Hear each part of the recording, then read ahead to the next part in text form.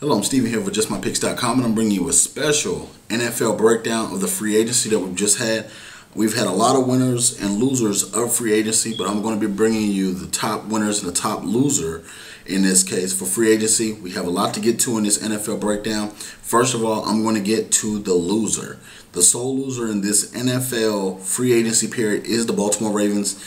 I don't know how they're going to withstand this. I don't know how they're going to come back from this, but losing all those defenders on that football team is going to be very hard for them to overcome. I know you have Joe Flacco, who got the big $100 million contract going into the season after the Super Bowl win. I know he's an MVP candidate. I know that he won the Super Bowl MVP, but he's not worth $120 million. He's not even anywhere close to that.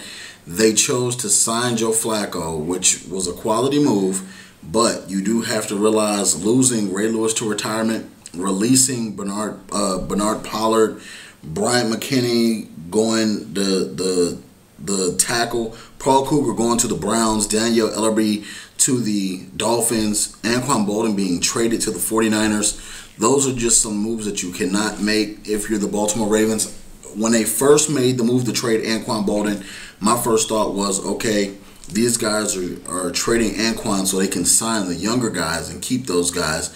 Turns out that totally not the plan. When Ellerbe left, that's when I knew there was problems in Baltimore. It's like everybody's jumping ship. The Ravens are in trouble.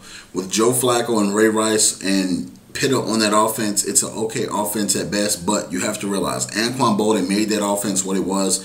He went across the middle. He opened up those avenues so other players can get a double team or get all that attention off them, and basically it goes to him. But moving forward, the Ravens, I don't know what they expect for them moving forward, but let's get to the winners. A lot of people are saying this team is a loser because they lost Wes Welker, but I believe that the New England Patriots, them picking up Aqib Talib, re-signing him, Adrian Wilson signing there, picking up Danny Amendola, Leon Washington from the Seattle Seahawks. That is a big pickup because on special teams, he provides great field position when he returns punts and kickoffs, and he can also be used on the offense. Another weapon for Tom Brady to use. Also, Kyle Arrington, that's a big re-signing. They didn't know that they were going to be able to re-sign him and Talib, but they fit them all under that salary cap.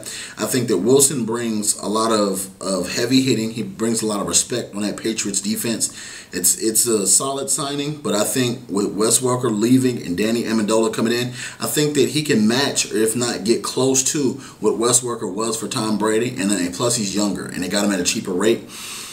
Moving forward, the Kansas City Chiefs. The Kansas City Chiefs really improved their team, and they started off by releasing Matt Castle. That was one of their biggest things. I've said from the beginning, when they signed Matt Castle, that was a bad move. You're paying somebody who stood in for half a year for Tom Brady, and really, he was a product of a system.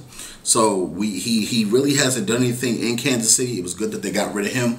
But the trading for Alex Smith, that was a very big deal, and I think they hit a home run with that. I think that Andy Reid is a quarterback guru. He will come in. He will make Alex Smith comfortable. He will give that offense some pop. They also signed wide receiver Donnie Avery. They got Anthony Fasano out of Miami. So you're looking at an offense, even when you bring back Dwayne Bowe and re-sign him, you're giving him legitimate weapons to work with, almost similar to the amount of weapons he had in San Fran.